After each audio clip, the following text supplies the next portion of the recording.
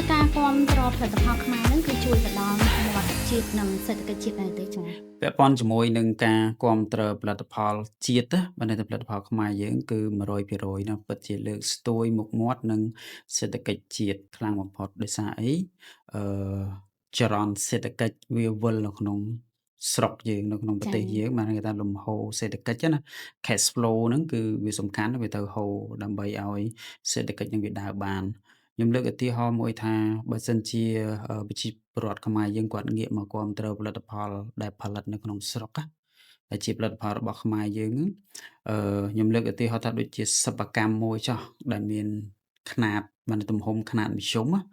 ឧបមាថាគាត់ផលិតទៅលើផលិតផលប្រើប្រាស់ពាក់ព័ន្ធមួយផ្នែកសុខភាពអញ្ចឹងគាត់ប្រកាសជាទៅរកប្រភពវត្ថុធាតុដើមនៅក្នុងស្រុកហើយចាជាងអាចទៅតាមមូលដ្ឋានដូចជាការដាំដុះស្លឹកគ្រៃឬក៏ប្រេងប្រចាក់អីផ្សេងៗហ្នឹង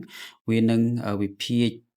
ចំណូលហ្នឹងចូលទៅដល់មូលដ្ឋានហ្នឹងគឺមានប្រជាជនដែលគាត់ជាអ្នកដាំដុះហើយនិងគាត់អ្នកផ្គត់ផ្គង់វត្ថុធាតុដើមពាក់កណ្ដាលសម្រេចហ្នឹងទៅរោងចក្រឬក៏សិប្បកម្មដែលផលិតទៅជាផលិតផលសម្រេចនៅក្នុងស្រុកហ្នឹងអញ្ចឹងសេដ្ឋកិច្ចហ្នឹងគឺបាន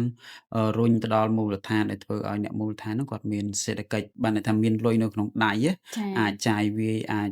ទប់ទល់ជាមួយនឹងការចំណាយប្រចាំថ្ងៃរបស់គាត់បានហើយមួយទៀតនោះធ្វើឲ្យប្រទេសជាតិហ្នឹងគឺរីកចម្រើននៅក្នុងផ្នែកវិស័យឧស្សាហកម្មអញ្ចឹងបើយើងនិយាយពីផ្នែកវិស័យឧស្សាហកម្មប្រទេសអាចរីកចម្រើនបានលឿនព្រោះថាតែឧស្សាហកម្មហ្នឹងរីកចម្រើនអញ្ចឹងបានធ្វើឲ្យការផលិតហ្នឹងវាកើនពីមួយថ្ងៃទៅមួយថ្ងៃហើយបង្កើនពីផលិតភាពនៅក្នុងការផលិតហ្នឹងអាចថាផ្គត់ផ្គង់នៅក្នុងស្រុកបានគ្រប់គ្រាន់ហើយមានលទ្ធភាព